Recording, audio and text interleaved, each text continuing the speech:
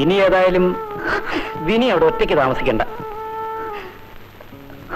പിന്നെ ഞാൻ എന്ത് ചെയ്യും അങ്കിൾ? നമുക്ക് എന്തെങ്കിലും പോംവഴി ഉണ്ടാക്കാം. വാ മോളെ.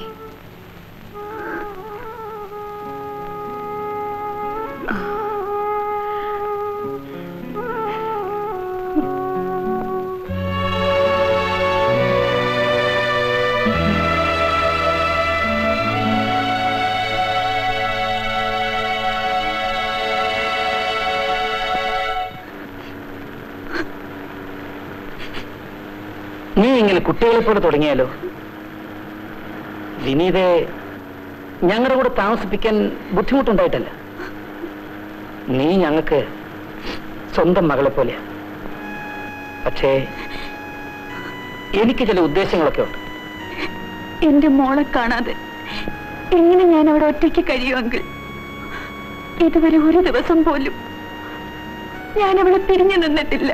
അവിടെ കോൺവെന്റ് കുട്ടികളെ താമസിപ്പിക്കില്ല. അതുകൊണ്ടല്ലേ സമയം കിട്ടുമ്പോഴൊക്കെ ഞാൻ മോളെയും കൂട്ടി വരാം.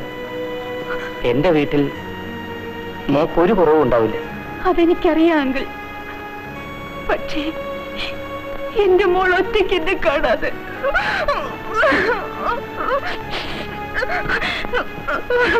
കരയാതെ വിനി.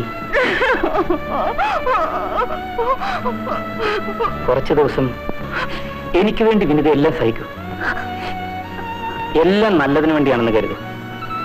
ദൈവത്തിന്റെ പരീക്ഷണങ്ങൾ അതിജീവിക്കാനുള്ള കരുത്താണ് നാം നേടേണ്ടത്. മദർ ആഗ്നസ് ആണ് അവിടുത്തെ സുപ്പീരിയർ. അവർ വിനിയെ സ്വന്തം മകളെ പോലെ സ്നേഹിക്കും. ഞാൻ വരട്ടെ? ശരി.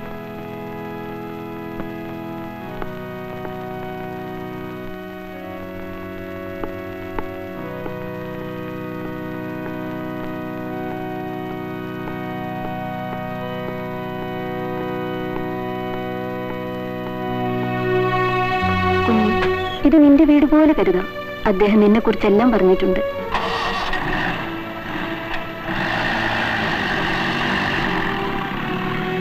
ദൈവം വലിയവനാണ്. നിന്റെ ദുഃഖങ്ങൾ ദൈവത്തിൽ അർപ്പിക്കുക.